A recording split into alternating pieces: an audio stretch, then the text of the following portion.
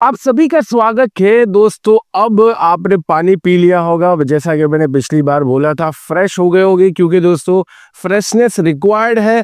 दिमाग बहुत खुला होना चाहिए। हम किसकी बात करने वाले हैं दोस्तों? आज हम बात करने वाले हैं इसकी बात करने वाले हैं रिइंफोर्समेंट स्पाइरल स्टीरप्स की कटिंग लेंथ कैसे निकालते हैं। सिर्फ और सिर्फ कटिंग लेंथ निकालना ही हमारा मकसद नहीं है। मैं पहले भी बोल चुका हूं दोस्तों, सिर्फ और सिर्फ कटिंग लेंथ निकालना मकसद नहीं है। हमारा जो पर्पस है वो ये है कि एबिलिटी ट्रांसफर हो पाए, और इसमें मैं आपको तीनों अलग अलग तरीके बताऊंगा, तीनों अलग अलग मेथड्स बताऊंगा। और अल्टीमेटली देखो यार, जितनी भी अलग अलग मेथड्स होती है उसका रूट जो है वो एक ही तरीके से होता है। क्या पर्पस है ये अलग अलग मेथड्स का, उसके बारे में भी हम चर्चा करेंगे। और सबसे इंपॉर्टेंट बात दोस्तों ये है, ध्यान से सुनना, सबसे इंपॉर्टेंट बात दोस्तों ये है कि एक बहुत यूजफुल कॉन्सेप्ट बताने वाला हूँ, बहुत यूजफुल। जो जैसे हम तीनों मेथड्स कंप्लीट कर लेंगे उसके बाद मैं एक बहुत यूजफुल कॉन्सेप्ट बताने वाला हूँ। और वो लगभग लोग सोचते नहीं है, बस लोग कैलकुलेट करके बैठ जाते, लेकिन जेन्युइन वे में, प्रैक्टिकल वे में मैं बताऊंगा कि कौन सा एक इंपॉर्टेंट कॉन्सेप्ट यहाँ पूरी कन्वर्सेशन में, पूरी कैलकुलेशन में मिसिंग है। और ये अगर क्वेश्चन जो मैं लास्ट में लेकर आऊंगा ये आपके दिमाग में आएगा और आ रहा होगा तो जेन्युइनली आप बहुत अच्छे लेवल पर सोच पा रहे हो। नहीं आ रहा तो कोई बात नहीं, मैं खुद क्वेश्चन को जनरेट करूंगा कि यार ऐसा हुआ लेकिन आपने क्या ऐसा सोचा है, और फिर हम उसको रिजॉल्व करेंगे एंड समझेंगे बहुत अच्छे तरीके से। अब जैसा कि दोस्तों हमने बात की है कि हम किसकी बात करने वाले हैं, हेलिकल रिंग की बात करने वाले हैं, अलग अलग मेथड्स के बारे में चर्चा करने। तो पहले हम मेथड को समझ लेते हैं। मेथड को समझने के बाद इसके पीछे का बिहाइंड क्या है, इसके पीछे का पर्पस क्या है, ये अलग अलग मेथड्स का, उसको भी हम समझेंगे। और आप जब मेथड को सॉल्व करोगे तो खुद ही समझ जाओगे। यहाँ पर मैं ज्यादा कॉम्प्लिकेटेड चीजें नहीं करना चाहता। देखो, कुछ चीजें होती है जो लॉजिकल वे से सॉल्व हो जाती है ना। लॉजिकल वे से सॉल्व हो जाती है इन द सेंस के भाई साइट पर हम जाते हैं और हमेशा से हमें लॉजिकल वे में सोचना होता है। लॉजिकल वे में सोचने, सही तरीके से सही लॉजिक लगाकर हम चीजों को सॉल्व कर पाते हैं, बहुत अच्छी बात है। कुछ चीजें मैथमेटिक्स को इन्वॉल्व करती है दोस्तों। स्पाइरल के अंदर मैथमेटिक्स का एक बहुत अच्छा कॉन्सेप्ट लग रहा है, तो उसके लिए मैथमेटिक्स से फॉर्मूला दिया है, वो फॉर्मूला से भी सॉल्व कर सकते हैं, वो हमारी दूसरी मेथड होगी। और इंडियन स्टैंडर्ड ने क्या बोला? इंडियन स्टैंडर्ड ने बोला कि वो जो फॉर्मूला है हो सकता है बहुत सारे लोग अप्लाई न कर पाए, और जो लॉजिकल वे है हो सकता है कि उतना अच्छा डीप ना सोच पाए बहुत सारे लोग। तो आईएस कोड ने बहुत सिंप्लीफाइड, लीनियर, सिंपल इक्वेशन बना के दे दिया कि भाई इसमें खाली वैल्यू करो को आपका आंसर आ जाए। तो वो आईएस कोड की हमारी तीसरी मेथड होगी। हम एक ही टाइप के डेटा को तीनों अलग अलग तरीके से सॉल्व करने वाले, बहुत मजा आने वाला है दोस्तों। सबसे पहले समझ लेते हैं कि क्या है स्पाइरल स्टीरप्स और हेलिकल रिंग। इससे पहले कि हम इसकी कटिंग लेंथ निकाल, इसके यूज केस को जानना बहुत ज्यादा जरूरी है दोस्तों। ये एक बहुत मजबूत पकड़ क्रिएट करता है। देखो, देख रहे हो आप इसके अंदर, ये एक बहुत मजबूत पकड़ क्रिएट करता है, खास करके डीप फाउंडेशन के अंदर। जब हम डीप फाउंडेशन तैयार करने वाले हैं तो डीप फाउंडेशन के अंदर बहुत लंबी लंबी पाइल इस्तेमाल होती है, पाइल्स, ठीक है, लंबी वर्टिकल पाइल्स। अगर पॉसिबल होगा तो मैं यहाँ पर, हमारे यहाँ एक साइट चल रही है जहां से ये मैं रेनफोर्समेंट वगैरह का आपके लिए लेकर आया हूँ, तो पॉसिबल होगा सारी चीजें, क्योंकि देखो साइट पर वीडियो शूट करना जो है वो एक रिस्की काम है। क्योंकि मुझे जो चाहिए ना वीडियोस के अंदर, क्योंकि मुझे सिखाने के पर्पज से चाहिए, किसी को ऐसे जस्ट बताने के पर्पज से नहीं। तो सिखाने के पर्पज से हम स्टूडियो में बहुत अच्छे से सिखा सकते हैं, सारी चीजें डिजिटल कर सकते हैं, और कुछ यूजफुल चीजें मैं स्टूडियो में, यहाँ पर मैं स्टूडियो में ही लेकर आया हूँ। यहाँ पर क्या होता है कि हम बहुत स्टेबल एनवायरनमेंट में चीजों को शूट करके सिखा सकते हैं। साइट पर थोड़ा कैओटिक मामला होता है, इसीलिए वो जनरली मैं अवॉइड करता हूं। लेकिन अगर कभी स्टेबिलिटी लगी एंड सारे पैरामीटर कंफर्टेबल हुए तो मैं आपको इसका भी बता दूंगा कि किस तरीके से हम पाइल फाउंडेशन में इसको अप्लाई कर पा रहे हो। नाउ ये मैंने बता दिया पर्पस का है। पाइल फाउंडेशन में बहुत जबरदस्त तरीके से इसको अप्लाई किया जाता है, जिससे क्या हो जाता है कि ये डीप टाइप के फाउंडेशन है, बहुत लंबी लंबी पाइल्स होती है, 12 मीटर तक की आप पाइल देख सकते हो, या उससे 9 मीटर की देख सकते हो। बहुत लंबे डीप फाउंडेशन में जब हम मेन रेनफोर्समेंट डालते हैं तो उसकी पकड़ बहुत मजबूत है नीचे। Foundation is the biggest important thing in the entire structure. और आप सोचो डीप फाउंडेशन क्यों इस्तेमाल करने वाले हो? भाई जनरली हम छोटा मकान बनाते, शैलो फाउंडेशन से काम चल जाता है। हाँ भाई, स्टेप फुटिंग ये वगैरह करके, है ना, रेक्टेंगुलर फुटिंग, है ना, आइसोलेटेड फुटिंग, ये सब करके काम चल जाएगा। लेकिन डीप फाउंडेशन मतलब स्ट्रक्चर इंपॉर्टेंट है, कुछ बड़ा उसके ऊपर आने वाला है। तो कुछ बड़ा आने वाला है तो जो रेनफोर्समेंट है ना, अब ये जो रेक्टेंगुलर टाइप है सिर्फ से, ये तो सब जगह नॉर्मल कॉलम में भी आपको दिख जाएंगे, चलो फॉर, लेकिन ये स्पेशल चीज है, ये आपको सब जगह नहीं दिखेंगी। डीप फाउंडेशन के केस में ये आपको देखने को मिल सकता है। और डीप फाउंडेशन कहाँ इस्तेमाल कर सकते हैं? जहाँ सॉइल कंडीशन इतनी अच्छी ना हो तो डीप तक हमें जाना पड़ेगा। जहाँ बहुत इंपॉर्टेंट स्ट्रक्चर, बहुत हैवी स्ट्रक्चर बनाना है, डीप फाउंडेशन को हमें प्रेफर करना पड़ेगा। तो डीप फाउंडेशन के अंदर जब इतने महंगे और इतने जाड़े रेनफोर्समेंट, इतने मोटे रेनफोर्समेंट, मोटे और जाड़े का मतलब ये है कि ज्यादा डायमीटर वाले कर रहे हैं, तो उसकी पकड़ मजबूत बनाने के लिए बहुत जबरदस्त तरीका है हेलिकल रिंग का इस्तेमाल करना। और ये सीखना आप लोगों के लिए जरूरी है। आप अपनी लाइफ में हेलिकल रिंग को इस्तेमाल करो ना करो, ये तो आप कहाँ प्रोजेक्ट पे काम करो उसके ऊपर निर्भर करता है। लेकिन इंपॉर्टेंट बात दोस्तों ये है, इंपॉर्टेंट बात ये है कि ये जो एबिलिटी आपके अंदर डेवलप होगी, ये अलग अलग सोचने की, मैंने बहुत रिसर्च करके ये कंप्लीट किया है, ठीक है, बहुत रिसर्च करके इसको बनाया है, क्योंकि इतना आसान नहीं होता सारी चीज़ों को, नॉलेज को गैदर करके इतना अच्छे फॉर्मेट में रखा। तो ये रिसर्च आप तक पहुंचेगी मेरी तरीके से, और ये एबिलिटी आप तक पहुंचना, ये हमारा प्राइमरी फोकस होगा। तो आइए दोस्तों समझ लेते हैं। यहाँ पर एक बहुत अच्छा खूबसूरत सा हमने पाइल फाउंडेशन रखा, इसमें देख सकते हो ये जो मेन इन्फोर्समेंट है, इसको किस तरीके से ये स्पाइरल और हेलिकल रिंग ने जकड़ लिया है, और ये जबरदस्त तरीके से जकड़ता है दोस्तों। ये मेरे पास है ना, ये बहुत जेन्युइनली बहुत ज़्यादा मजबूत है, और ये तो ऐसा समझो कि भी नॉर्मल लेवल है, हाई लेवल की आप जिन्होंने काम किया होगा उनको पता ही होगा। तो मैं यही दोस्तों बताने की कोशिश कर रहा हूँ कि पाइल फाउंडेशन में हम हेलिकल रिंग का इस्तेमाल करेंगे। अब इसमें पिच जो लिखा है, पिच बहुत सिंपल वर्ड है, इसका मतलब क्या होता है? स्पेसिंग। है ये जो आटे हैं, एक तरीके से आटे हैं, टर्न्स है, ये जो टर्न्स बन रहे हैं ना, हेलिकल रिंग के टर्न्स बन रहे हैं, तो ये जो टर्न्स हैं, ये टर्न के बीच का जो दूरी है, इसको पिच बोल दो या स्पेसिंग बोल दो, बात एक ही है। सेंटर टू सेंटर स्पेसिंग है 150 mm। और जो कॉलम के अंदर, जो पाइल के अंदर हम इसको अप्लाई करने वाले हैं, वो जो कॉलम है, वो जो पाइल है, उसका डायमेंशन, उसका डायमीटर लगभग 800 mm के बराबर है। हाँ, डायमीटर ऑफ कॉलम या डायमीटर ऑफ पाइल, जो बड़ी कॉलम है उसके अंदर 800 mm यानी 0.8 मीटर, काफी अच्छा खासा होता है, 800 mm का डायमीटर है। और स्पाइरल स्टीरप्स जो है, हाँ, ये आपके सामने ही दिख रही होगी, है ना, ये आपके सामने ही दिख रही होगी। यहाँ पर आपको इसमें भी लिखा हुआ है एसडी सुपर डक्टाइल है इसमें। तो अभी इसमें क्या हुआ था कि यार हमने बाहर रखा था, यानी ऑब्वियस बात है कि ये प्रैक्टिकल पर्पस के लिए है, और इसमें हो गया बारिश, ठीक है, तो इस वजह से थोड़ा सा इसका कलर जो है वो रस्टी हो चुका है। आपको पता ही है कि अगर इस तरीके से एनवायरनमेंट में रखा जाएगा, टाटा है, इसके ऊपर लिखा है ऑब्वियस बात है Tata Tiscon SD super ductile है, 8 mm का इसका डायामीटर है। कितना है दोस्तों? 8 mm का डायामीटर है। तो 8 mm का दोस्तों यहाँ पर डायमीटर है। हाँ, लोहे दोस्तों हाथ में पकड़ोगे तो थोड़ा बहुत तो खराश आई जाएगी, लगी जाएगा आपको, कोई बात नहीं। इट्स एनीवे 8 mm का स्टीरप से @150 centre to centre spacing obvious बात है कि ये वाली स्पेसिंग 150, ये बात एक ही है, स्पेसिंग बोल दो या पिच बोल दो, बात एक ही है। ये है स्टीरप जो ब्लैक कलर से यहाँ पर शो रहा होगा, और कॉलम का जो पूरा का पूरा डायमीटर है वो कितना है? कॉलम का पूरा डायमीटर जो है वो हमारा है 800 mm का। सभी डेटा की रिक्वायरमेंट होगी तो नोट डाउन करना, और मेरे साल भी कैलकुलेट करना, और खुद से भी ट्राई करना, कोशिश करना समझने की, ठीक है। यहाँ पर जो कवर इस्तेमाल हुआ है 75 mm का। आप देखो जनरली 75 mm का कवर बहुत ज्यादा होता है, लेकिन यहाँ पर क्यों इस्तेमाल हुआ? क्योंकि ये सिर्फ और सिर्फ कॉलम पर्पस से नहीं है, ये फाउंडेशन पर्पस से है, और क्योंकि ये डीप फाउंडेशन का हिस्सा है। क्या है? ये डीप फाउंडेशन का हिस्सा है। यहाँ पर 75 mm मतलब बहुत मोटा कवर, बहुत मोटा कवर यहाँ पर क्या होता है दोस्तों? रिक्वायर्ड होता है, बहुत मोटा कवर रिक्वायर्ड होता है। इसलिए दोस्तों यहाँ पर क्लियर कवर जो है 75 mm 75 मिलीमीटर का है। डायामीटर कितना? 800 mm का। स्पाइरल का डायामीटर जो है, स्टीरप्स का डायामीटर जो है वो है 8 मिलीमीटर का। स्पाइरल स्टीरप्स बोल दो या हेलिकल रिंग बोल दो, बात एक ही है। Spacing of spiral ring 150। सारा डेटा नोट डाउन कर लो भाई, और सबको मैंने समझा दिया है इंडिविजुअल सब चीज क्या है, सिर्फ और सिर्फ यहाँ पर लिखी नहीं है क्या क्या चीजें हैं। मैंने इसको अपनी तरफ से बहुत कोशिश की समझाने की, आप भी समझ ही गए होगे। नाउ सबसे पहले दोस्तों हम यहाँ पर रेडियस को समझ लेते हैं। जैसा कि हमारी बात हुई कि बहुत मोटी पाइल है, बहुत मोटी कॉलम है, 800 मिलीमीटर की है। कितनी दोस्तों? 800 मिलीमीटर की यहाँ पर कॉलम है, बहुत मोटी कॉलम है 800 मिलीमीटर के।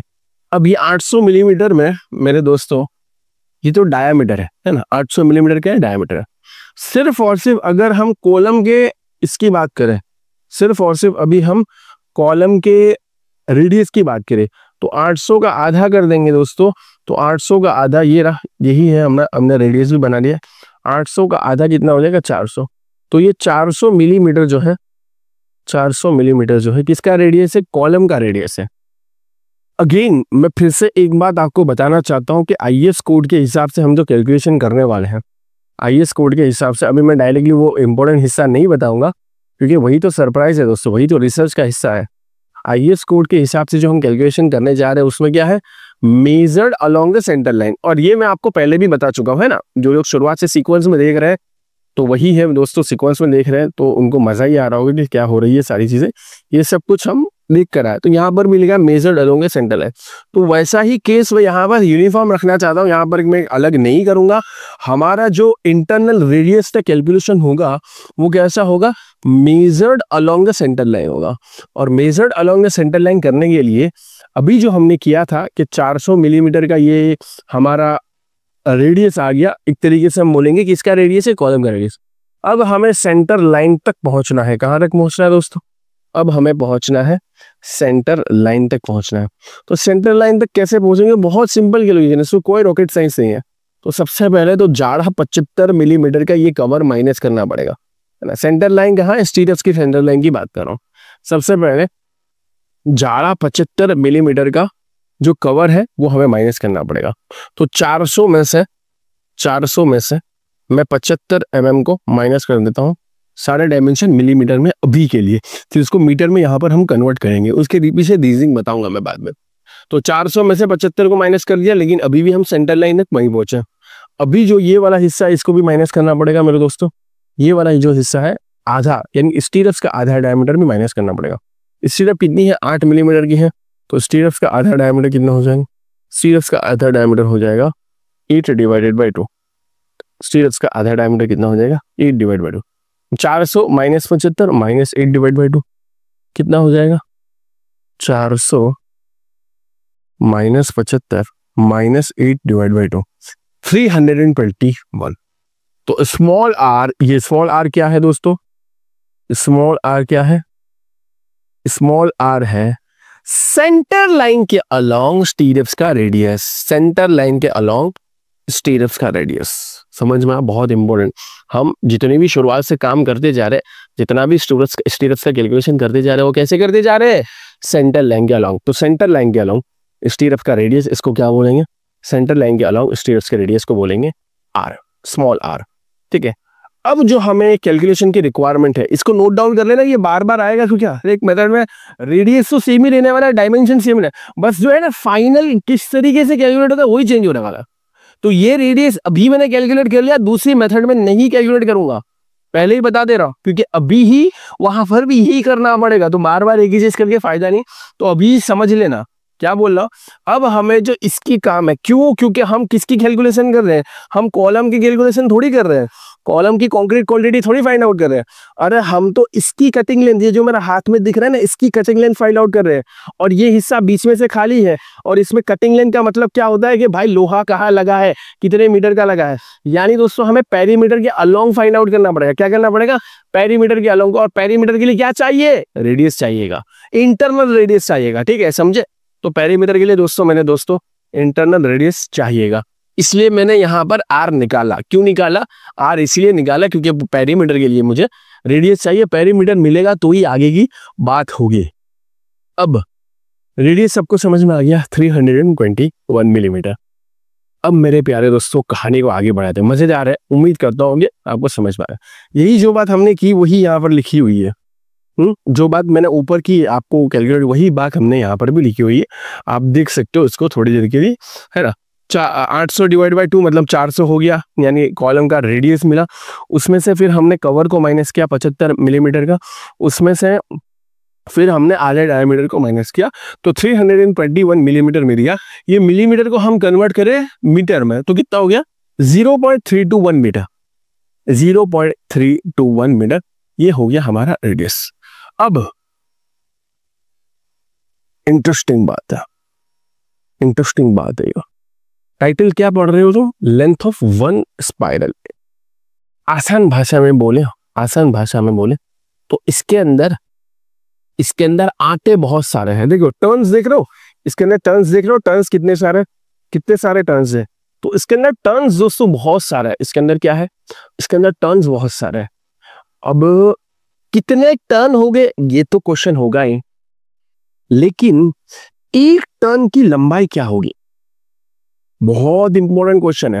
देखो इसके लिए मैं ये विजुअल करवाने वाला हूं यहाँ पे। अब देखो जरा ध्यान से देखोगे ना, तो ये जो मैं लेंथ कर रहा हूं तो आपको ये सारे अलग अलग आटे और ये सब दिख रहे हैं कि कितने टर्न्स है ये वो। लेकिन अगर मैं ऐसा कर दूं तो, अगर मैं इसको ऐसा कर देता हूं, अब क्या दिख रहा है आपको? ये बहुत इंपॉर्टेंट कॉन्सेप्ट समझाने की मैं आपको कोशिश कर रहा हूं। अब क्या दिख रहा है? ये ध्यान से देखेंगे तो ये जो है ये क्या दिख रहा है? टॉप व्यू में क्या दिख रहा है? ये टॉप व्यू में क्या दिख रहा है? सर्कल दिख रहा है, सर्कल दिख रहा है ना। ये टॉप व्यू मैंने आपको इसलिए कर दिया, बाकी ये ऐसे भी टॉप व्यू करेंगे तो ऊपर से दिखेगा, ये सर्कल ही दिखेगा। लेकिन आपके लिए मैंने ऐसा कर दिया, ठीक है, इसको सर्कल दिखेगा। कहने का मतलब क्या है पता है? चलो मैं इसको ना थोड़ा बोर्ड पे भी लिखा। बहुत यूजफुल चीज है, लोग इसको समझते नहीं है। स्पाइरल को पता नहीं न जाने क्या समझ लेते हैं, बट एक तरीके से मेरे दोस्तों ये सर्कल ही है। देखो स्पाइरल जो है आपको कुछ ऐसी दिख रही होगी, हकीकत में मैं इसका जो बनाना चाहूं तो कुछ ऐसी दिख रही होगी, ठीक है, हकीकत में कुछ ऐसी दिख रही होगी। टॉप व्यू में क्या दिखेगा? This is top view. बस इंटरेस्टिंग बात यह है कि सिर्फ और सिर्फ सर्कुलर स्टीरप्स, उसमें एक ही सर्कल, और वही सर्कल को हम अलग अलग तरीके से मानते हैं, वो होती है सर्कुलर। और पाइल में क्या होता है? सर्कल तो है ही, लेकिन वो सर्कल जो है कुछ अलग तरीके से है, यानी वो सर्कल जो है वो अपनी स्पेस को चेंज कर रहा है। देखो यहां से सर्कल स्टार्ट हुआ, और फिर से यहां पर आ गया। सर्कल यही होता है ना। अब इसी चीज को अगर ध्यान से देखेंगे, ये ब्लू वाला हिस्सा ध्यान से देखेंगे तो ये कैसा है? ये ऐसा ही तो है। ये ब्लू वाला हिस्सा यहां से स्टार्ट हुआ, जस्ट एक सर्कल की बात कर रहा हूं। सर्कल में क्या होता है? फिर से वही आ जाते हैं, यहां से स्टार्ट किया यहीं पर आ गया। ये टॉप व्यू में ऐसा ही हुआ। हाँ, लेकिन रियलिटी में क्या है? इसने अपनी स्पेस चेंज कर दी। नहीं समझ में? स्पेस चेंज कर दी। स्पेस का मतलब क्या हुआ?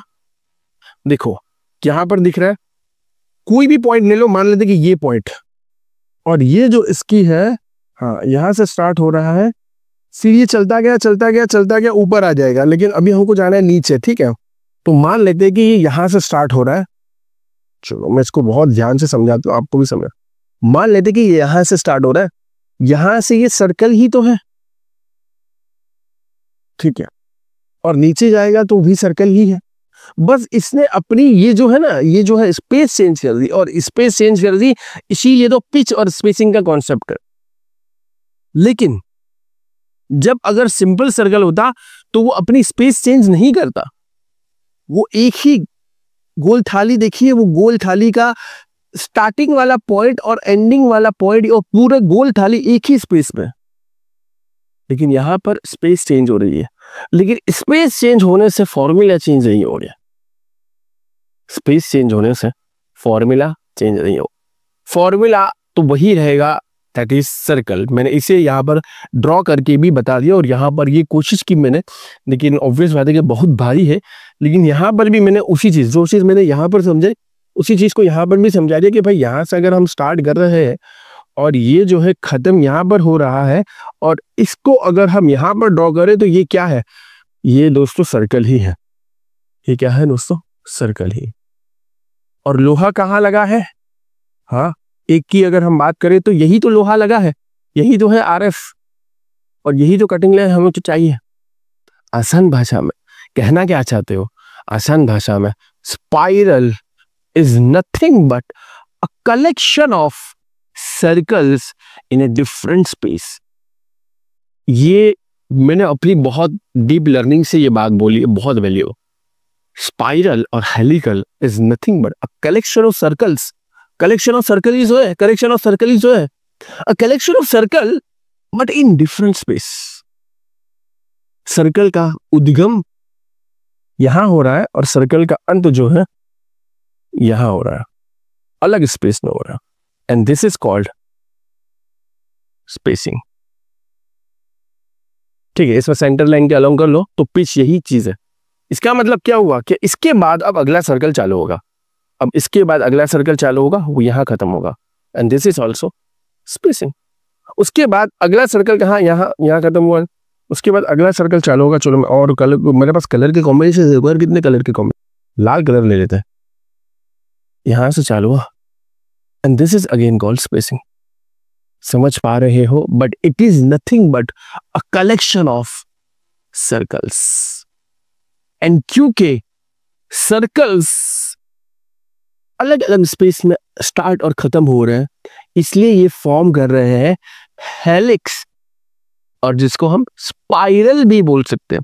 स्पाइरल बाइंडिंग भी, ये भाई ये अच्छी बात है कि मेरे पास स्पाइरल बाइंडिंग है। ये देखो, स्पाइरल बाइंडिंग में भी कॉन्सेप्ट यही है, तब जाके ये अपने आप को मजबूत कर पाते। ये जेन्युइनली ये सेम ही चीज है, स्पाइरल बाइंडिंग के अंदर भी ये सेम ही चीज है।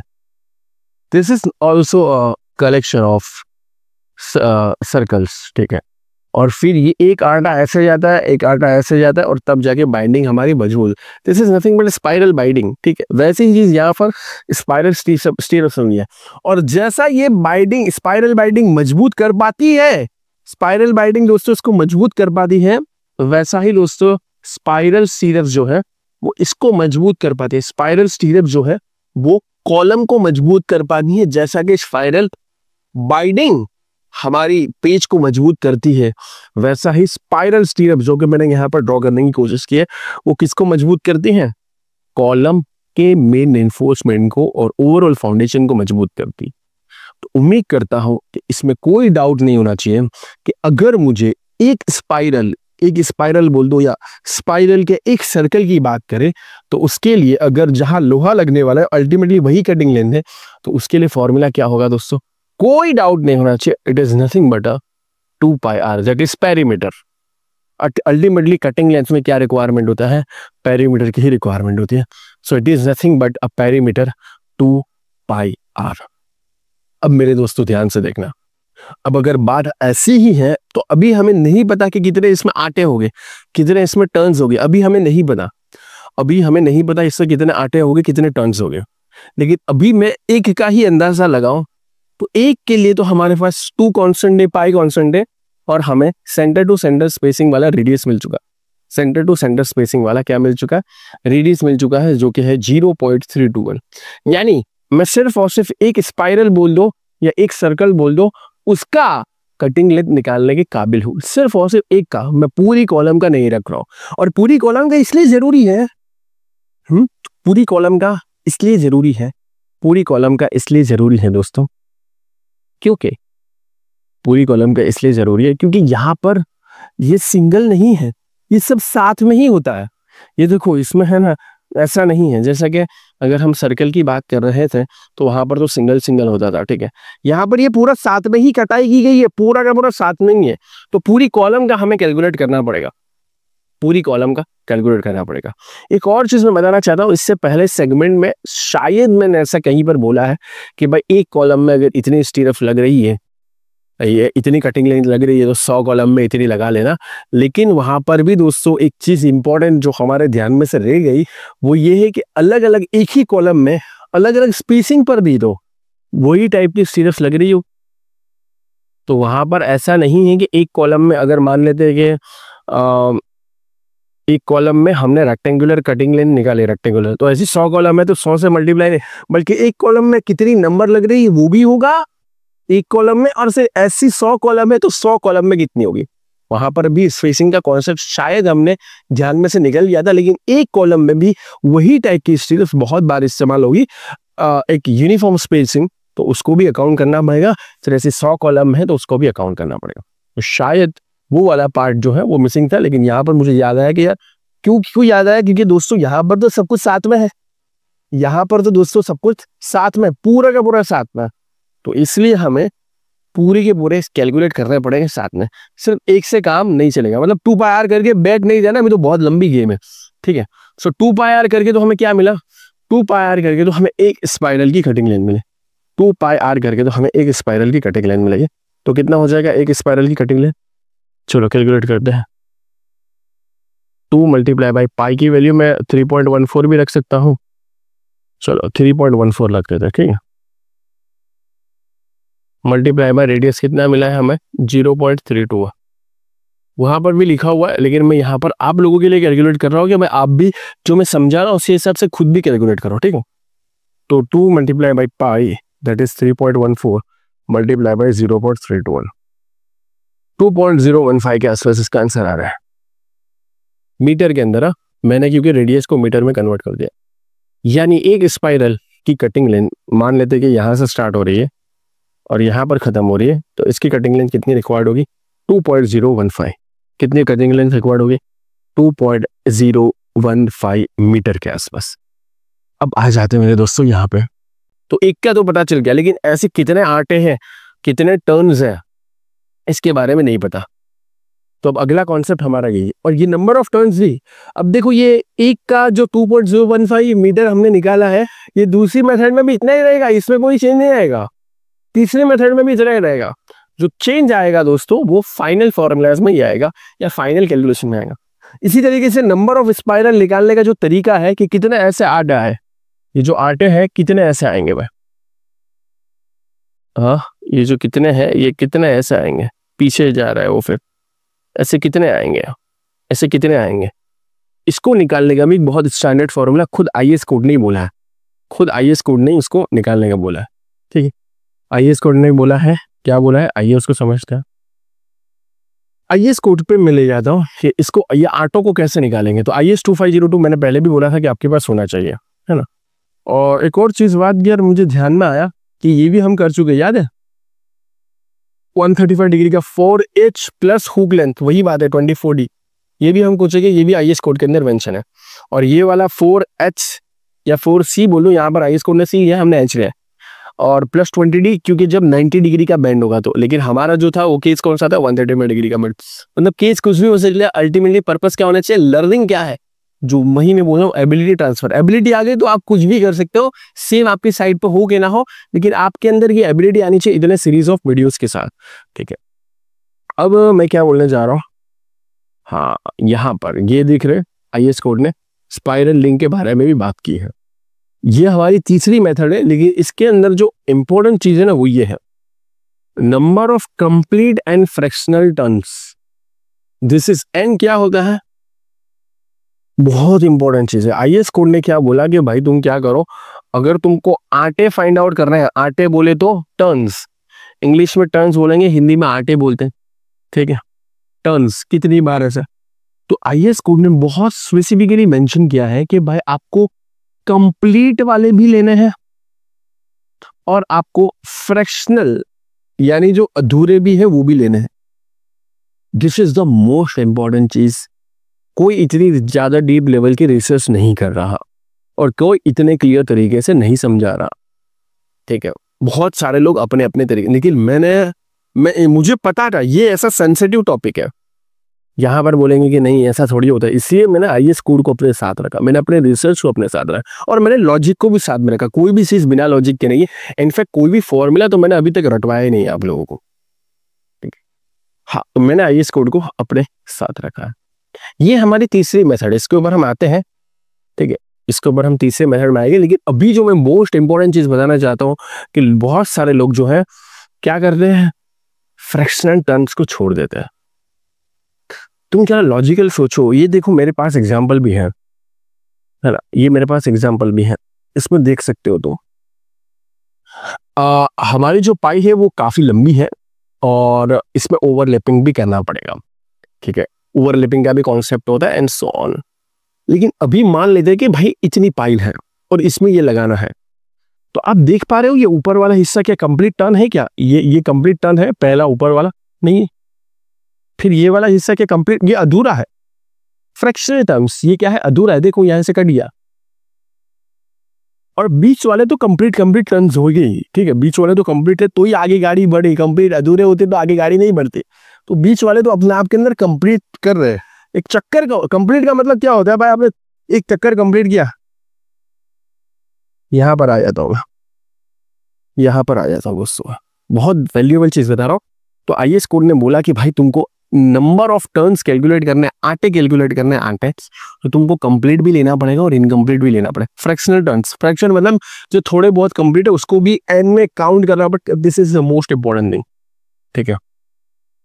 तो मैं क्या बोलता हूँ भाई कि ये तो इसने तो अपनी जर्नी कंप्लीट की है, ऐसे बीच में जितने भी है ना सब ने अपनी जर्नी कंप्लीट की है, तो ही अगला चालू होगा। अगर उन्होंने अपनी जर्नी कंप्लीट ही नहीं की होती तो अगला चालू कैसे होता, तो ही अगला चालू हुआ, ठीक है।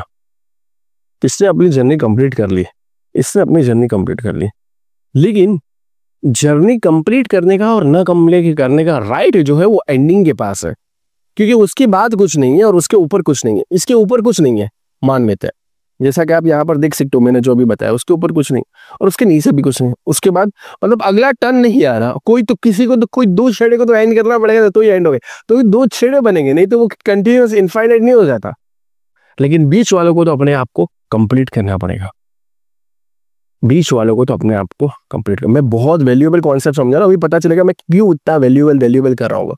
तो पहले तो मैंने ये एन के लिए आपको, मैंने अपनी जेब से नहीं बल्कि आईएएस कोड का रेफरेंस दिया कि आईएएस कोड ने खुद मेंशन किया कि अगर आपको आटे कैलकुलेट करने हो, टर्न्स कैलकुलेट करने हो, तो आपको क्या लेना पड़ेगा, अरे कंप्लीट भी लेना पड़ेगा और इनकम्प्लीट भी लेना पड़ेगा ना। अब चीजें कंप्लीट कैसे होती है और इनकम्प्लीट कैसे होती है, थोड़ा इसके ऊपर आ जाते हैं।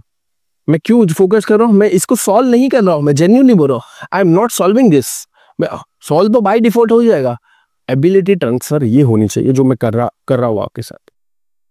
बाकी सॉल्व करने वाले तो दुनिया भर के यूट्यूब पे मिल जाएंगे, ठीक है, दुनिया भर के यूट्यूब पे वीडियो मिल जाएगी, लेकिन मैं आपको यहाँ पर एबिलिटी ट्रांसफर करवाना, किस तरीके से सोचना होता है, कहाँ सोचना होता है। तो मैंने क्या बोला कि भाई टर्न हमें करना है और जो फ्रैक्शनल टर्न है उसको भी लेना है। अब ध्यान से देखना, एक नया एग्जांपल ले लेता हूं क्योंकि वो बहुत ज्यादा मैसी हो गया। और मान लेते कि ये हमारी कॉलम है, ठीक है, let's consider this our column. मान लेते कि ये हमारी कॉलम है, बहुत जबरदस्त बढ़िया मजा आ जाएगा हो गया। और इसमें हमने कुछ इस तरीके से, ऑब्वियस बात है कि चलो लास्ट, अरे यार पूरा मिनट हो गया, चलो कोई बात नहीं, फिर से बना लेंगे भाई, क्या हुआ, हाँ भाई फिर से बना लेंगे।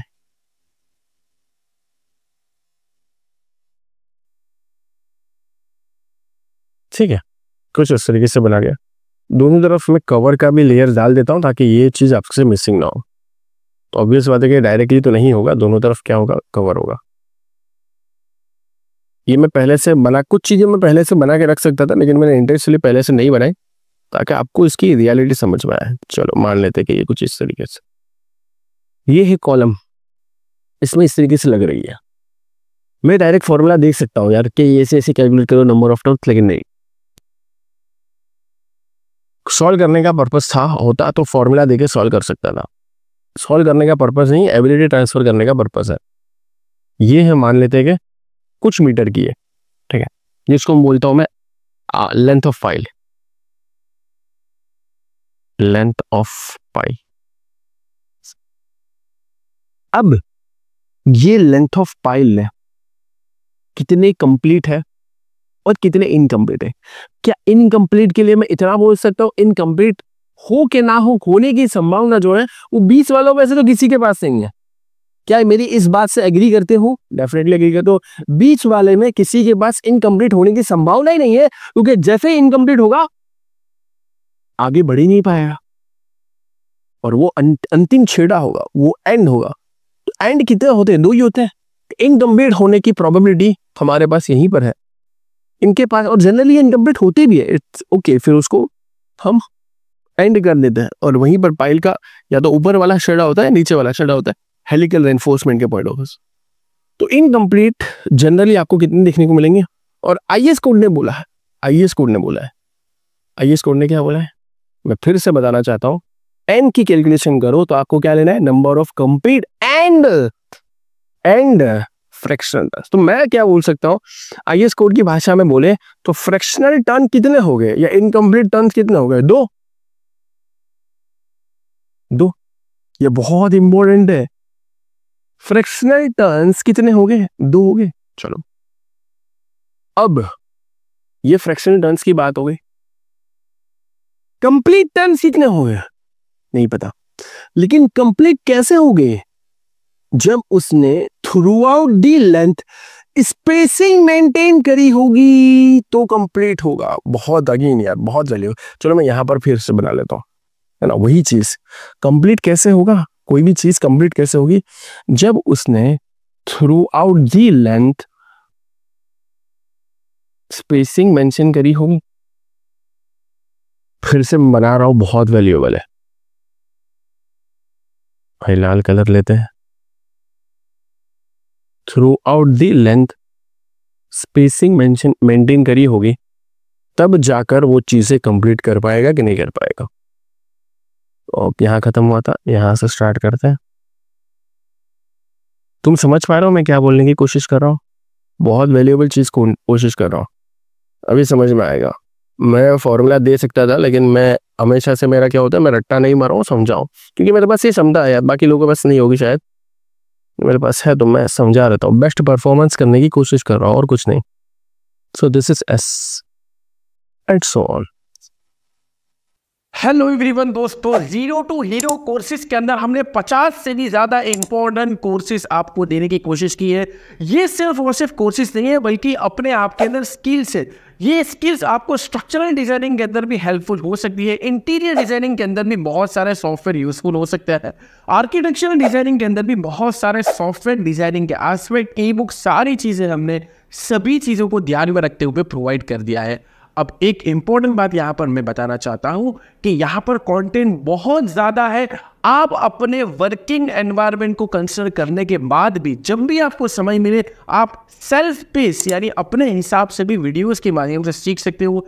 इंपॉर्टेंट बात यह है कि अगर आपने हमारा एप्लीकेशन डाउनलोड किया है तो इसमें आपको लाइव सेशंस का भी नोटिफिकेशन आएगा।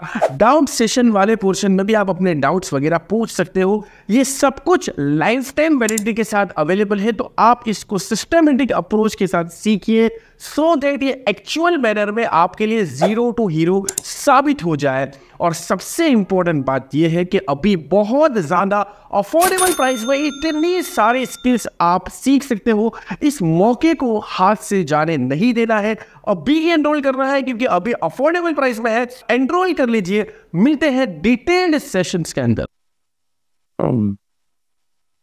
नाउ तो +2 तो 2 होने की संभावना। थ्रू आउट दी लेंथ जिन्होंने भी अपनी सर्कुलरिटी को कंप्लीट किया है वो क्या हो गए, कंप्लीट टर्न्स हो गए। और ये इनकम्प्लीट टर्न्स तो 2 ही हो गए, क्योंकि 2 ही छेड़े पॉसिबल।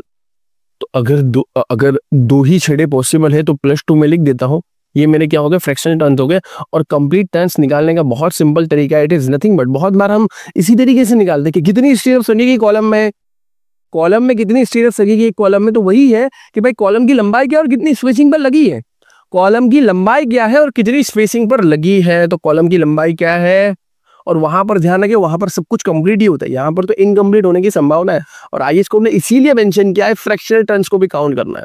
जिससे क्या होगा पता है, जिससे अल्टीमेटली थोड़ी सी कटिंग लेंथ ज्यादा आ जाएगी, बस इतना ही होगा।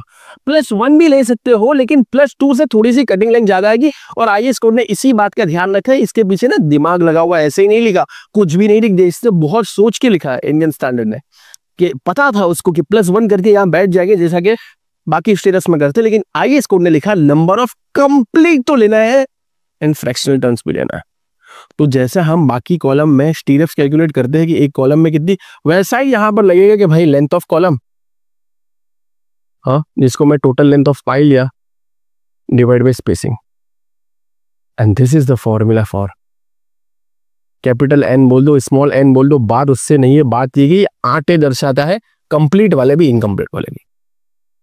अब समझ में आया कि मैं ये पूरी कथा जो कब से रच रहा था वो क्यों रच रहा था, ताकि मैं आपको ये समझा सकूं, इसके पीछे का लॉजिक समझा सकूं।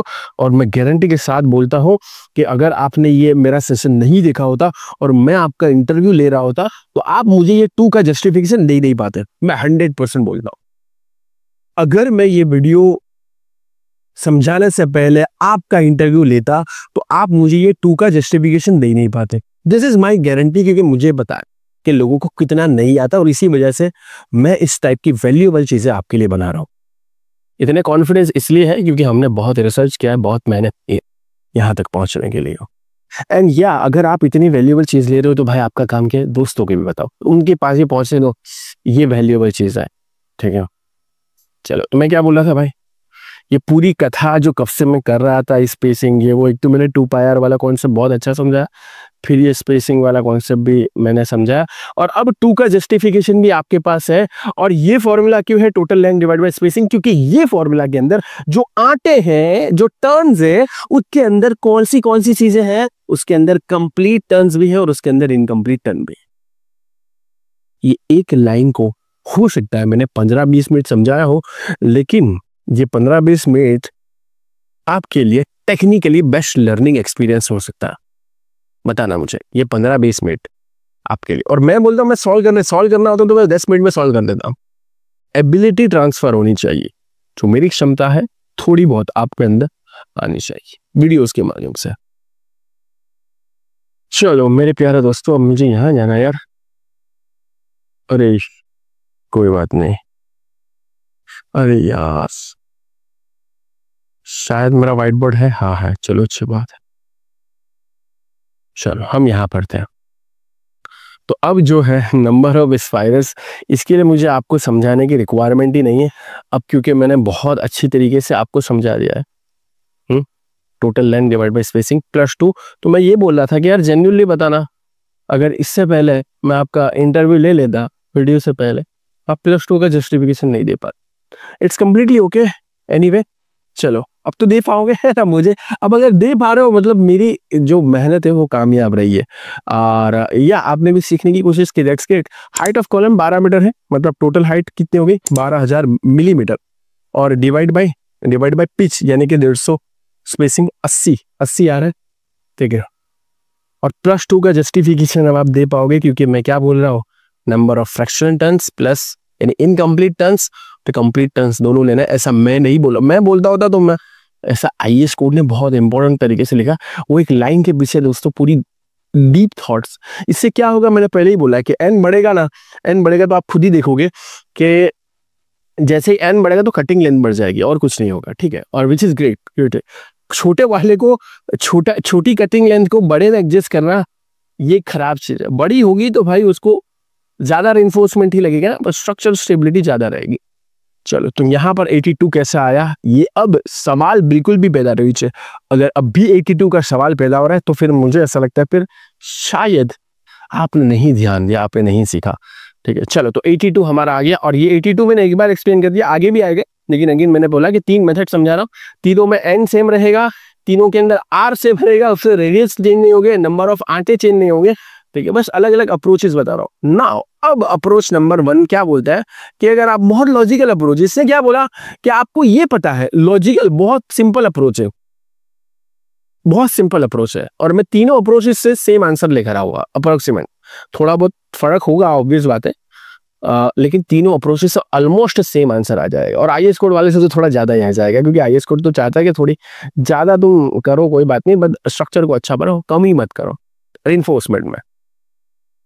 या तो लॉजिकली सोचो कि अगर मुझे ये पता है कि इस पे 82 नंबर्स ऑफ आटे हैं, कितने हैं, 82 नंबर्स ऑफ आटे हैं, और एक का मुझे पता है 2 पाई आर, एक की कटिंग लेंथ पता है ना 2 पाई आर, तो 82 है। तो ये लॉजिकल अप्रोच ये बोल रहा है कि 82 मल्टीप्लाई बाय 2 पाई आर कर दो, कहानी खत्म।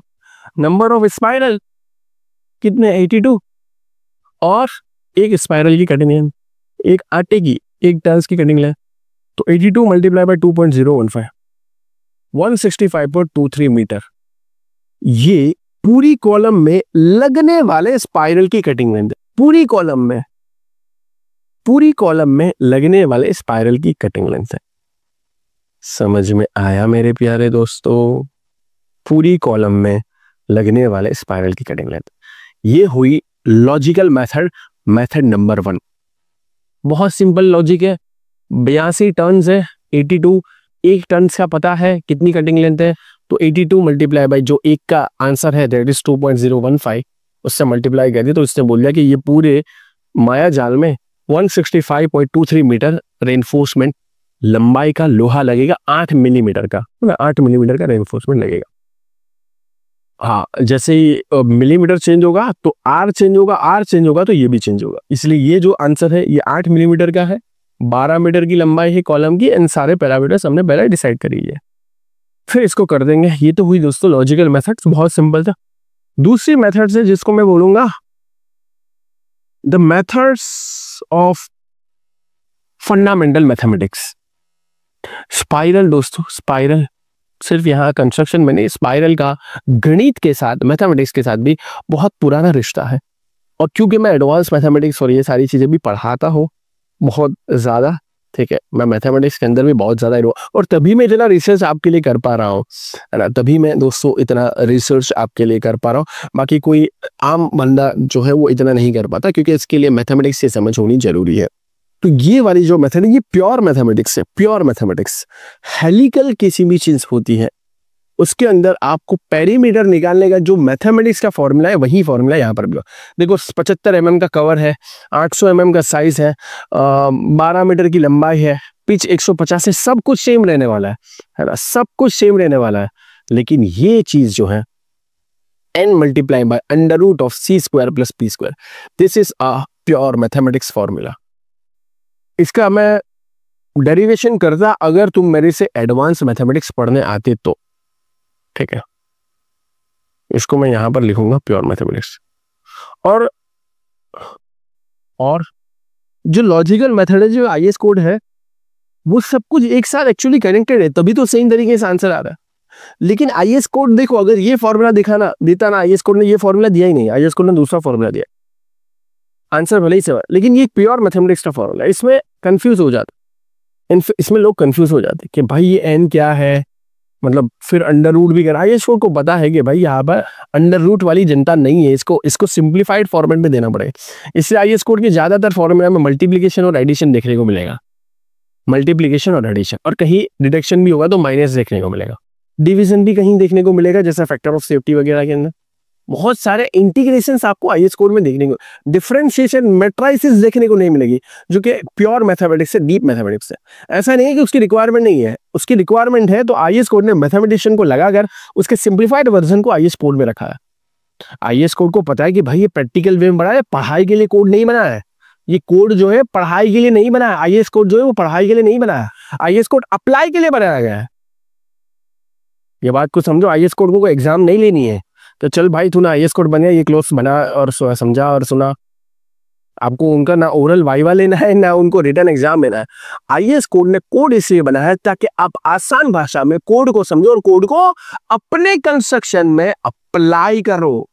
तो जब उसको अप्लाई करने के लिए बनाया है तो डिफिकल्ट नहीं बनाना ये जरूरी है, ताकि आम लोग उसको समझ पाए, इंजीनियर समझ पाए, जिसको थोड़ी बहुत इंग्लिश भी आती है वो भी समझ पाए, भले वो इंजीनियर ना हो, क्योंकि नॉन इंजीनियर भी बहुत सारे कंस्ट्रक्शन फील्ड में है, समझ पाए। तो आईएस कोड का ये फॉर्मूला न देना ये एक बहुत अच्छा मूव है।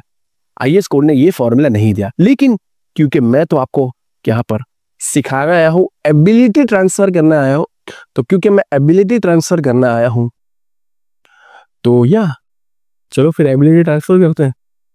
ये फॉर्मूला से भी हम सॉल्व करेंगे, जिसको मैं बोलूंगा प्योर मैथमेटिक्स। इसमें क्या है पता है, यही है cutting length, total cutting length की बात होगी। एन जो है ना वो स्मॉल एन भले ही आ गया, मैंने पहले बोला स्मॉल एन हो कैपिटल एन हो उससे फर्क नहीं पड़ता, ये प्रेजेंट करता है नंबर ऑफ टर्न्स को, नंबर जो कि हम 82 कैलकुलेट करके आए, उसके ऊपर तो भाई मैंने बहुत डीप लेवल की चर्चा कर दी है। पी क्या है, पी जो है वो पिच है, पिच बोले तो स्पेसिंग, पिच बोले तो स्पेसिंग, और सी जो है, सी वो एक जो अपना आटा था, एक जो अपना टर्न था उसकी कटिंग लेंथ था, जो हमने 2πr से निकाल लिया। मतलब हमारे पास सारी चीजें हैं। वही मैंने पहले ही बोला था कि मेथड 1 के अंदर में 2πr भी कर लेता हूँ, r भी कर लेता हूँ, n भी निकाल लेता हूँ। बस यही चीजों का इस्तेमाल करके अब अलग अलग मेथड्स के अंदर हम अप्लाई करने वाले। स्पेसिंग तो गिवन है, पीस गिवन है, तो हमारे पास सारी चीजें हैं। और ये जो है ये मल्टीप्लीकेशन में ध्यान रखना, ये तो सिर्फ और सिर्फ अंडर रूट है, एंड जो है वो मल्टीप्लीकेशन में ये मल्टीप्लायर है with this terms, that is under root of C square plus P square. तो ये उनको ही समझ में आएगा और उनके लिए ही मजेदार होगा, जो कौन है दोस्तों। और ये बहुत फंडामेंटल मैथमेटिक्स से निकाला गया है, ठीक है। तो 100 और ध्यान रखना यहाँ पे 150 मत लिखना, क्योंकि हमें जो नहीं तो बहुत खतरनाक आंसर हो जाएगा, है ना। हमें जो आंसर चाहिए वो मीटर के अंदर चाहिए, तो हमें इसको 0. क्या लिखना पड़ेगा, 15 लिखना पड़ेगा। हमें जो आंसर चाहिए किसके अंदर चाहिए, मीटर के अंदर चाहिए। तो हम क्या लिखेंगे, 150 mm की जो स्पेसिंग है उसको 0.15 लिखेंगे, तो 0.15 का स्क्वायर।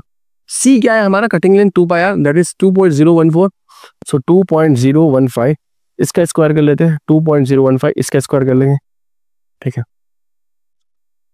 और अंडर रूट कर देते हैं, और क्या कर देते हैं, अंडर रूट कर देते। तो 2.020 क्या हो जा रहा है दोस्तों, 2.020 multiply by number of turns that is 82, तो 165.687।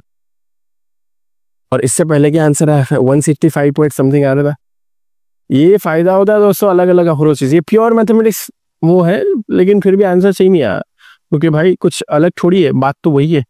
165.23, 165 पॉइंट समथिंग, 165.68 यही आया भाई, कहाँ है 155.6968, चलेगा वही 82 अंडर रूट के अंदर, सब कुछ मीटर में लिया तो हमारा आंसर भी मीटर में आया। समझे कि नहीं समझे मेरे दोस्तों, समझ ही पा रहे होगे उम्मीद करता हूँ। चल अब अगला पड़ाव हमारे बहुत ही जबरदस्त है, तीसरी मेथड की तरफ बढ़ते हैं। 2 मेथड समझी थी, एक तो प्योर लॉजिक की बेस पर थी। प्योर लॉजिक क्या था, मैं एक का पता है 82 है तो 82 से मल्टीप्लाई कर दिया। दूसरा क्या था, प्योर मैथमेटिक्स, जबरदस्त फॉर्मूला, स्पाइरल के अंदर ये फॉर्मूला वैलिड है अगर आपको पेरीमीटर निकालना, ठीक है।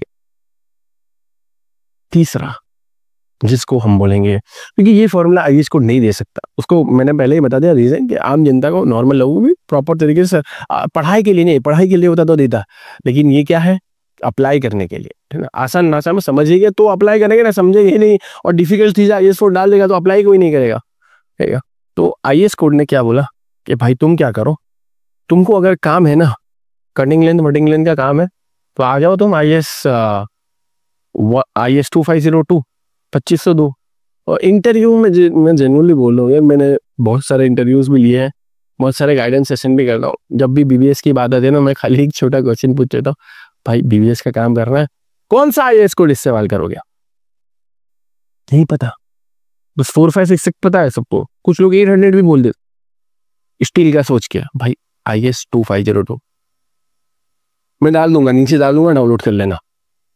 Where P is not greater than D, क्या है ये जो भी है वो, हाँ ऑब्वियस D डिवाइड बाई 5, ये कंडीशन कि भाई जो आपका कैपिटल D डिवाइड बाई 5 है उससे पीस बड़ी नहीं होनी चाहिए, ये तो ठीक है, जो हमारे अंदर भी सेटिस्फाई कर रही है। 800 डिवाइड बाई 5 करोगे तो 150 से कम ही आएगा, है ना।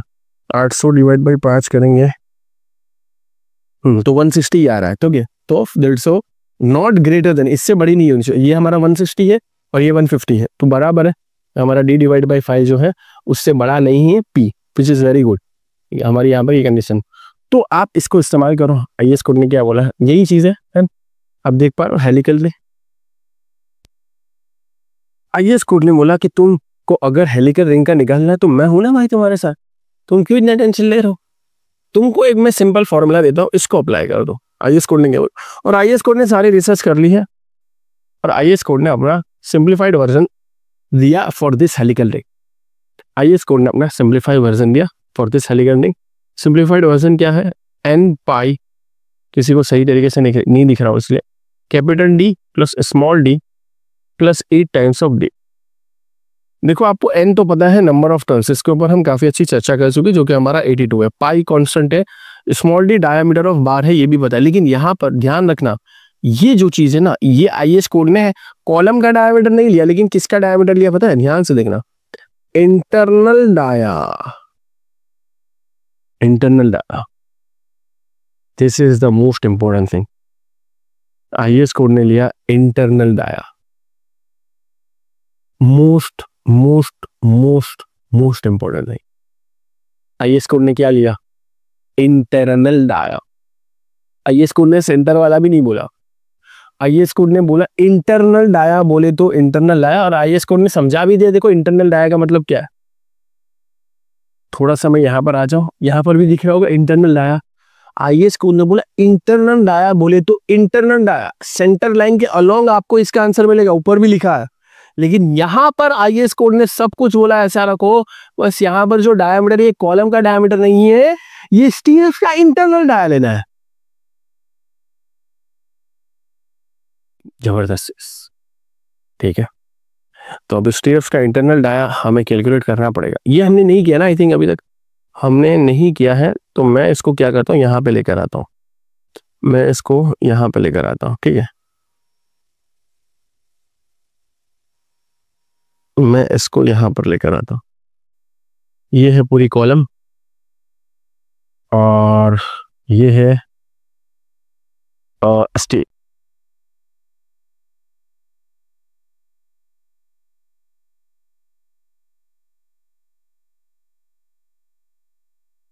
वे बनाता हूँ, टेंशन मत लो।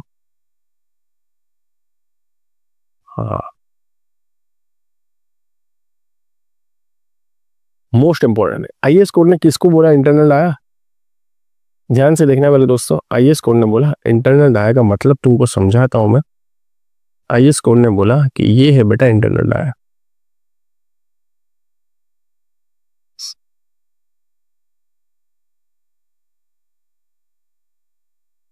अगर ये फॉर्मूला इस्तेमाल करना है तो ऐसा करना, बाकी लॉजिकल मेथड भी बता चुका हूं, मैथमेटिक्स वाली मेथड भी बता चुका हूं।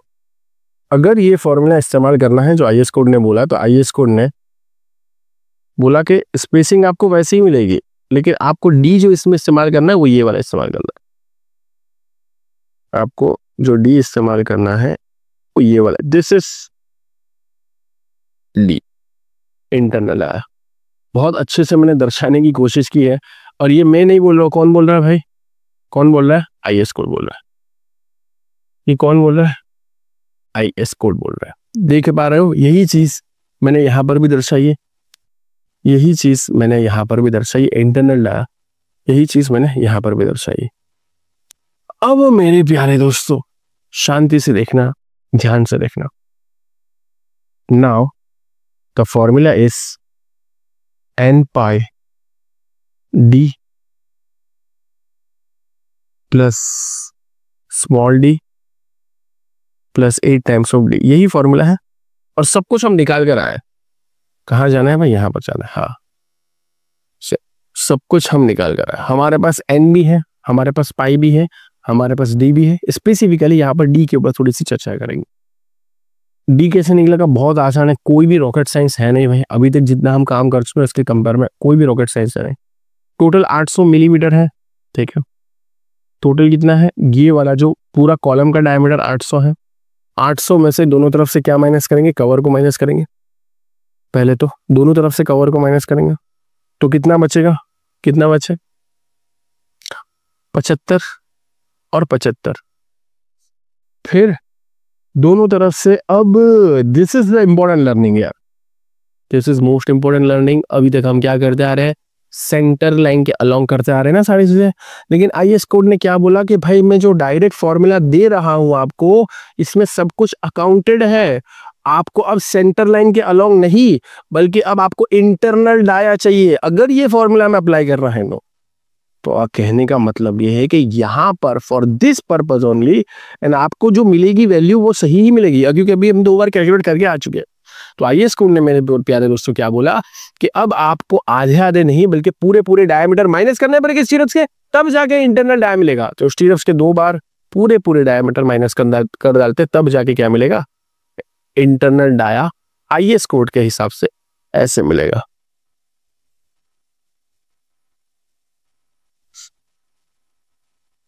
ठीक है, इंटरनल है आईएस कोड के हिसाब से ऐसे।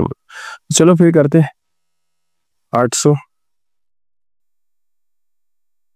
Minus 75 minus 75 minus 8 minus 8, 634।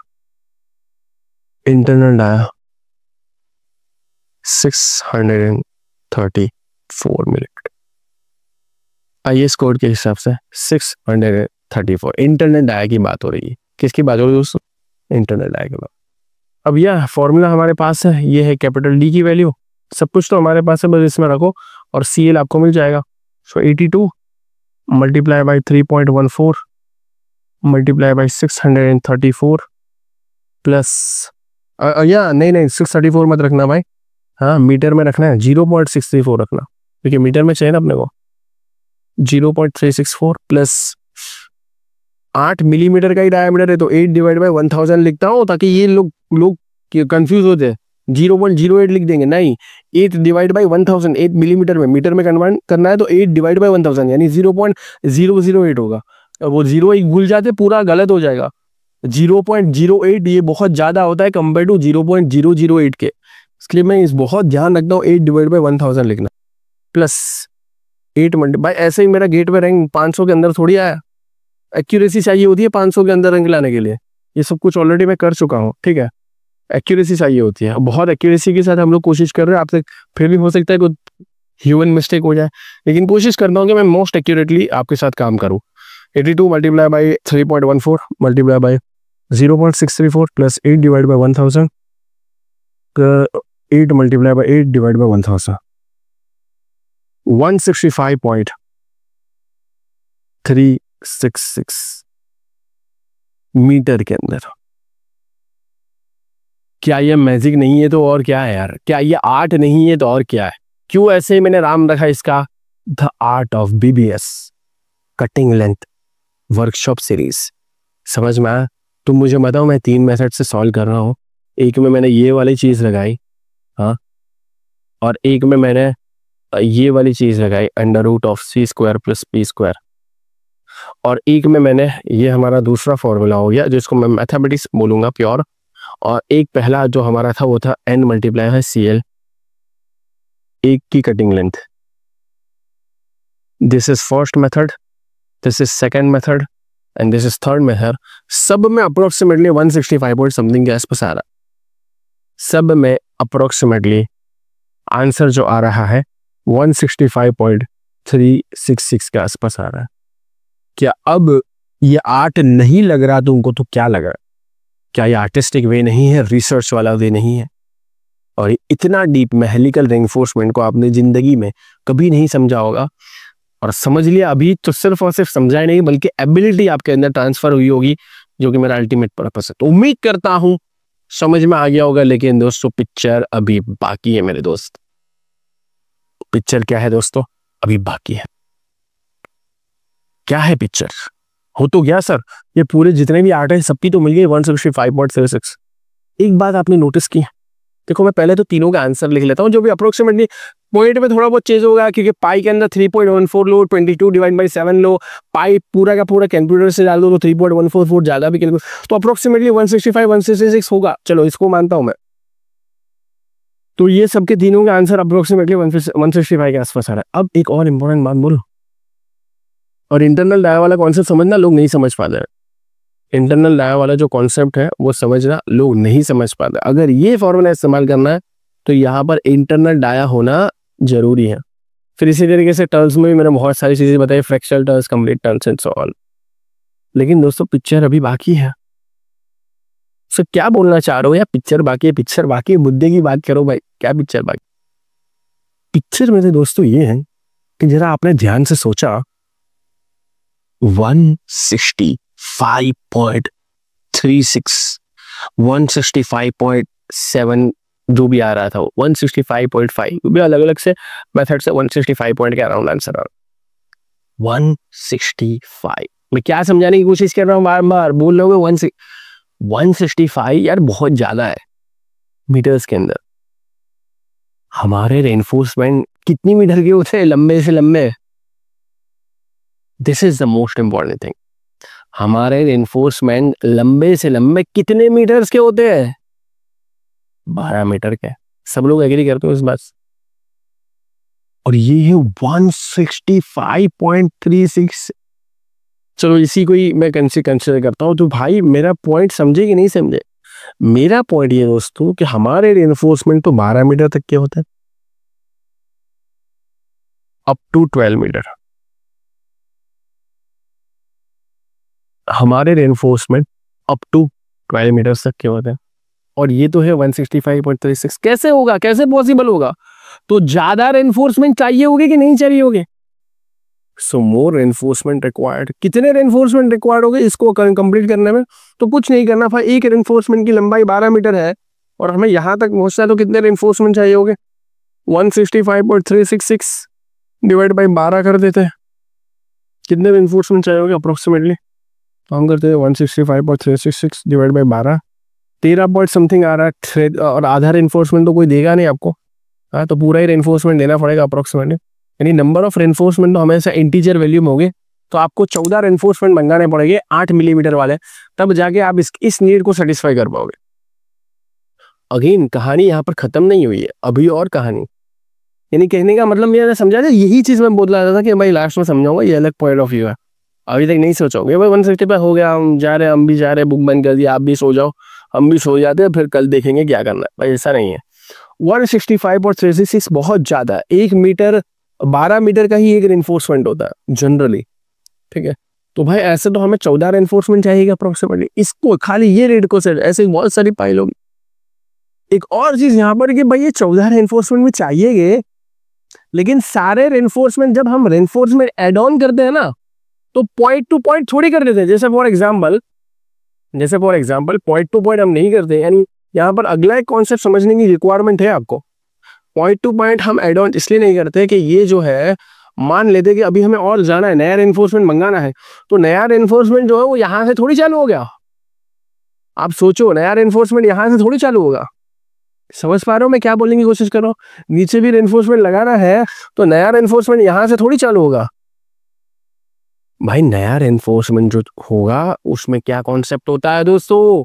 Overlapping का। मतलब इसको ओवरलैप करना पड़ेगा मेरे दोस्तों, यहां से भी ओवरलैप करना पड़ेगा। The concept of overlapping is very important. The concept of overlapping is very very important. समझ में आया? बहुत वैल्यूएबल चीज। अब ये जो चीजें है ना, ये बियॉन्ड द आर्ट निकल चुकी है अभी, ठीक है। अब ये जस्ट वैल्यूएबल थिंग्स बनती जा रही है। ओवरलैपिंग का कॉन्सेप्ट इज वेरी इंपॉर्टेंट। ये जब सोचोगे, बहुत सारे लोगों ने तो ये सोचा ही नहीं होगा कि कहाँ आप क्या पढ़ा रहे थे, आपके आंसर तो कब से आ चुके थे। मैं चाहता तो 5 मिनट में आंसर लेके आता। मेरे को क्या करना, IAS कोड दे देता तुमको, एन ऐसे कैलकुलेट होता है, पाई तो कॉन्स्टेंट है, डी इंटरनेट आया ले लो, स्मॉल डी डाल दो, 8D कर दो, हो गया, चलो घर जाओ। मेरा पर्पस वो है ही नहीं, सॉल्व करना मेरा पर्पस है ही नहीं। मेरा पर्पस एबिलिटी ट्रांसफर करना है। अब हम उससे भी बहुत ऊपर निकल गए। अब मैं ओवरलैपिंग वाला समझा रहा हूँ। पहले तो मैंने ये समझा कि भाई ये बहुत ज़्यादा है, 165 कितने रेनफोर्समेंट है वो बता दिया। फिर मैंने ये भी समझा कि रेनफोर्समेंट को पॉइंट टू पॉइंट थोड़ी हम लगाते हैं। नया रेनफोर्समेंट लगाते तो ओवरलैपिंग करते नहीं करते हैं। एंड ओवरलैपिंग कितनी करनी है इसके लिए डेवलपमेंट लेन ओवरलैपिंग का फॉर्मूला है। लेकिन कम से कम भी अगर ओवरलैपिंग माने, या जनरली अगर हमारा ओवरलैपिंग माने, तो 50 टाइम्स ऑफ डायमीटर तो हो गए। यानी 50 टाइम्स ऑफ डायमीटर की ओवरलैपिंग कितनी बार होगी? जितनी बार रेनफोर्समेंट लोहा आएगा। ये जबरदस्त बात बोल रहे हो यार, ये नॉर्मल लोगों के लिए है ही नहीं, तो गई चले जाना पहले, ठीक है। ओवरलैपिंग होगी अप्रोक्सीमेटली 50 टाइम्स ऑफ डायमीटर के आसपास। जनरल केस ले रहा हूं मैं, और ये एक बार नहीं होगी, जितनी बार लोहा आता रहेगा उतनी बार ओवरलैपिंग होगी। तुम मुझे बताओ कि जितनी बार लोहा आएगा उतनी बार ओवरलैपिंग करते गए, तो क्या इससे जो हमारी लेंथ है 165, ये तो हमने यही कैलकुलेट किया ना, क्योंकि हम तो रेनफोर्समेंट की लेंथ तो लंबाई तो मेजर कर रहे हैं, तो क्या वो बढ़ नहीं जाएगी? अरे 165.366 मीटर, इसमें ना ही ओवरलैपिंग हमने काउंट की है, इसमें ना ही हमने एड ऑन रेनफोर्समेंट का जो कॉन्सेप्ट है वो समझा। ये तो मैंने समझाया आपको कि भाई यहाँ पे ये 165 एक रेनफोर्समेंट से नहीं हो जाएगा, इसके लिए ज्यादा रेनफोर्समेंट चाहिए। कि पहले मैंने ये समझा कितने ज्यादा चाहिए, कि टोटल 14 रेनफोर्समेंट चाहिए, और 14 चाहिए कि 14 रेनफोर्समेंट चाहिए। और सारे रेनफोर्समेंट तो पॉइंट टू पॉइंट कनेक्टेड नहीं हो गए, बल्कि कैसे कनेक्टेड हो गए? रेनफोर्समेंट ओवरलैप्ड हो गए 50 टाइम्स ऑफ डायमीटर। रेनफोर्समेंट कैसे कनेक्टेड हो गए? ओवरलैप्ड हो गए 50 टाइम्स ऑफ डायमीटर। आसान भाषा में एक्चुअल कटिंग लेंथ जो होगी ना, ओवरलैपिंग को अकाउंट करने के साथ साथ अब उसके ऊपर हम हेड ऑन करते हैं। एक्चुअल कटिंग लेंथ ओवरलैपिंग को अकाउंट करने के साथ साथ होगी 165.366 प्लस कितनी बार होगा ओवरलैपिंग? 14 बार। ये चेयर बीच में आ रही है, साइड पे कर दो। ठीक, 14 बार 14 times 14 multiply by D for dog के डायमीटर, कितना डायमीटर है? 14 टाइम्स ऑफ 50D। ये ओवरलैपिंग है, 14 बार होगी ओवरलैपिंग, और ओवरलैपिंग के लिए 50D होता है। तो अब ये करो 165.36666 प्लस 14 मल्टीप्लाई बाई 50 और डायमीटर रेनफोर्समेंट का 8। चलो मेरे भाई आगे गाड़ी बढ़ाओ, किधर है? तो 165.366 plus 14 multiply by 50 multiply by 8। भाई गलत कितना हम कर रहे हैं यार, कहाँ है दिमाग? ऐसे होगा क्या? ऐसे होगी पढ़ाई क्या भाई? ये 8 जो है ये मिलीमीटर में लेना चाहिए, तो 8 डिवाइड बाई क्या लिखना पड़ेगा? मीटर में लेना चाहिए, क्योंकि ये तो मीटर में है ना मेरे भाई। हाँ, ये खाली 8 लिखने से काम नहीं चलेगा, तो गाड़ी गड़बड़। मैं सीधा देखा 5000 कैसे आ गया भाई। ये तो भाई कुछ मैच ना हुआ। ये तो मैंने देखा कि मैं 8 तो मिलीमीटर में और ये हमारा मीटर में, तो इसको मीटर में कन्वर्ट करना पड़ेगा, डिवाइड बाई 1000। तो 14 multiply by 50 multiply by 8 divide by 1000, 5.6 बढ़ गया, मतलब 165.366 171 के आसपास आ रहा है मीटर के अंदर। यानी एक पाइल को कंप्लीट करने में, जो कि 12 मीटर की लंबाई थी और जो भी गिवन डायमेंशंस थे, उसके लिए 171 मीटर का क्या चाहिएगा? हमें 8 mm डायमीटर वाला लोहा चाहिएगा, 14 रेनफोर्समेंट चाहिएंगे, और सब हर एक बार क्या करना पड़ेगा? ओवरलैप करना पड़ेगा। अब यहाँ पर कैलकुलेट कर लेना, अप्रोक्सीमेटली 14 के आसपास ही रेनफोर्समेंट फिर से चाहिए, फिर से एक और बार होगा ना, क्योंकि अब इसमें एक्चुअली में वो भी काउंट है क्या, एड ऑन भी काउंट है। एड ऑन किसकी वजह से होता है? ओवरलैपिंग की वजह से होता है। तो यार दैट्स फ्रॉम माय साइड यार, आई थिंक इनफ और फेयर और बहुत जेन्युइन एफर्ट मैंने किया है। तीनों अलग अलग मेथड समझाए, सिर्फ और सिर्फ मेथड नहीं समझाए, उसके पीछे बहुत सारी रिसर्च करके मैंने रेफरेंसेस ही साथ में, जब हमारा आंसर आ भी गया 165 कह रहा हूँ, तीनों मेथड से सेम आंसर आ गया। उसके बाद से मैंने बोला कि भाई ये एक इनपुट से नहीं होगा, ज़्यादा मंगाने पड़ेंगे। कितने मंगाने पड़ेंगे? 14 मंगाने पड़ेंगे। 14 मंगाने तो पॉइंट टू पॉइंट आगे नहीं बढ़ेंगे, ओवरलैपिंग के साथ आगे बढ़ेंगे। तो ओवरलैपिंग किया हमने, ओवरलैपिंग किया तो हमारा आंसर 171 मीटर के आसपास आ गया। अब क्या करें इसका? The workshop series is ended here, लेकिन मैं एक आपको बोनस दूंगा। अगर आपने यहाँ तक देखा है तो इसके बाद वाला जो एक सेशन में ऐड करवा रहा हूँ, मैंने ऑलरेडी टीम को बोल दिया है, क्योंकि वो क्यों जरूरी है समझना। क्या करें हम मीटर का? ये लंबाई ही कैलकुलेट की हमने सब जगह, इसकी इतनी लंबाई है, इसकी इतनी लंबाई है, इसकी इतनी कटिंग लेंथ है। और अगर आपने ये पूरा पैक सेक्शन देखा है, वर्कशॉप सीरीज पूरी देखी है आपने, तो आपके अंदर क्षमता तो डेवलप होगी, क्षमता तो दोस्तों डेफिनेटली डेवलप होगी। और भी मैं कुछ बढ़िया चीजें फ्यूचर में बनाऊंगा, अलग है, इसमें नहीं है अलग भाई, इसके उसके, क्योंकि इसमें मैं ऑलरेडी बहुत अफोर्डेबल प्राइस में इतना ज़्यादा नॉलेज और इतना ज़्यादा रिसर्च और इतनी ज़्यादा मेहनत आप तक पहुंचा रहा हूँ। तो अलग होगा, तो आपको मन हो तो आना। तो मैं क्या बोल रहा था कि भाई ये एक बात समझो, ये बोनस क्यों डाल रहा हूँ मैं, कि ये मीटर का क्या करें, कि क्या करें, इसमें इतनी लंबाई है, इसमें इतनी लंबाई है, इसका इतना पेरीमीटर है। ये अल्टीमेटली हमने क्या कैलकुलेट किया? अल्टीमेटली हमने रेनफोर्समेंट की लंबाई ये तो कैलकुलेट की, कटिंग लेंथ तो कैलकुलेट की, लेंथ ही कैलकुलेट की, ये कितना काटना है, फिर उसको मोड़ते रहना और रिक्वायरमेंट के हिसाब से 135 डिग्री या 90 डिग्री या जो भी है वो। लेकिन बात समझो मेरे दोस्तों, क्या करे ये लंबाई का, क्या करे दोस्तों? ये लंबाई का क्या करते हैं पता है? ये लंबाई का इस्तेमाल करते हैं वजन निकालने में। और कैसे? तो d² divide by 162 multiply by L का पूरा स्पेशल बोनस मैं आप ही लोगों को देना चाहता हूँ। अगले वीडियो स्पेशल बोनस के अंदर है, उसमें मैंने बेस्ट वे में समझाया, डिराइव भी किया है कि ये d² डिवाइड बाई 162 कहाँ से आया, किस तरीके से चाहिए, आर्टिस्टिक वे है ना, मेरा नॉर्मल तरीका नहीं है, आर्टिस्टिक वे, उसमें बहुत डिटेल में एनालिसिस के साथ मैंने आपको बताया है। एंड वहां पर ये जो लंबाई है ना, उससे क्या निकलता है? वजन निकलता है। तो जहां कहीं पर भी आप ये कटिंग लेंथ और ये कैलकुलेट कर रहे हो, उससे आप वजन का प्रिडिक्शन कर सकते हो कि इतने किलोग्राम लोहा इसमें जा रहा है, इस स्टीरप्स में जा रहा है। और वजन निकाल के फायदा क्या होता है भाई? वजन निकाल के फायदा ये होता है कि अब आप अगर साइट इंजीनियर हो तो ऑर्डर देने की क्षमता आएगी, क्योंकि वजन के हिसाब से मंगवा सकते हो। और अगर वजन के हिसाब से मंगवा रहे हो और वजन भी पता है, और अगर आपको वजन के हिसाब से प्राइस पता है, इसका मतलब आप कॉस्टिंग भी जान सकते हो रेनफोर्समेंट का। तो ये कहानी यहाँ पर एंड नहीं होती है, ये कहानी को अब आगे ले जाना, क्योंकि आगे की चीजें बहुत आसान है, उसमें कोई दिमाग जितना ज्यादा नहीं लगाना, बस d² divide by 1/2 multiply by l, ये बोनस में देख लेना, बहुत आसानी से समझा है। उससे हर चीज का आप वजन निकाल सकते हो, वजन के हिसाब से प्राइस बताया तो कॉस्टिंग भी निकाल सकते हो। मतलब मैंने आगे का डायरेक्शन दे दिया आपको कि भाई काम कर रहे हो कंस्ट्रक्शन साइट पर, तो ये वैल्यूएबल नॉलेज आपको रेनफोर्समेंट की एस्टिमेशन तक ले जा सकता है, ये रास्ता बता दिया। लंबाई के बाद वजन, वजन के हिसाब से प्राइस, और उसी को तो दोस्तों हम बोलते हैं स्केड्यूल, BBS, बार बेंडिंग स्केड्यूल, कितना लोहा लगा, और उसका फिर अल्टीमेटली एस्टिमेशन होगा तो प्राइस भी निकाल सकते हो। Signing off. This is Yahya Kaluri. I am giving you a session, or we can say the series of workshop on the art of BBS cutting length of stirrups. उम्मीद करता हूं कि मेरा ये पूरा का पूरा जो एफर्ट है थोड़ा अलग तरीके से हमने किया, और बहुत एफर्ट के, बहुत रिसर्च के साथ मैंने ये पूरी सीरीज को बहुत मेहनत के साथ प्रिपेयर किया है। ये आपको अच्छा लगा होगा, बहुत बढ़िया लगा होगा। मिलते हैं फिर कभी, फिर कहीं। Goodbye, take care. Bonus section देखना मत भूलना। Goodbye. हेलो एवरीवन दोस्तों, जीरो टू हीरो कोर्सेज के अंदर हमने 50 से भी ज़्यादा इंपॉर्टेंट कोर्सेज आपको देने की कोशिश की है। ये सिर्फ और सिर्फ कोर्सेज नहीं है, बल्कि अपने आप के अंदर स्किल्स है।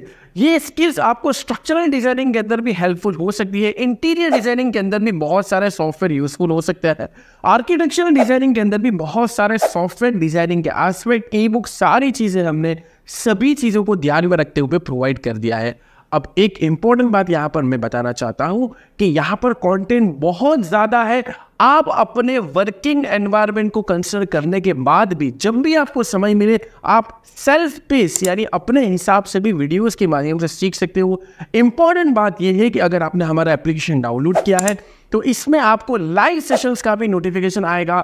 डाउट सेशन वाले पोर्शन में भी आप अपने डाउट्स वगैरह पूछ सकते हो। ये सब कुछ लाइफ टाइम वैलिडिटी के साथ अवेलेबल है, तो आप इसको सिस्टमेटिक अप्रोच के साथ सीखिए, सो दैट ये एक्चुअल मैनर में आपके लिए जीरो टू हीरो साबित हो जाए। और सबसे इंपॉर्टेंट बात यह है कि अभी बहुत ज़्यादा अफोर्डेबल प्राइस में इतनी सारी स्किल्स आप सीख सकते हो। इस मौके को हाथ से जाने नहीं देना है, अभी एनरोल करना है, क्योंकि अभी अफोर्डेबल प्राइस में है। एनरोल कर लीजिए। मिलते हैं डिटेल्ड सेशंस के अंदर।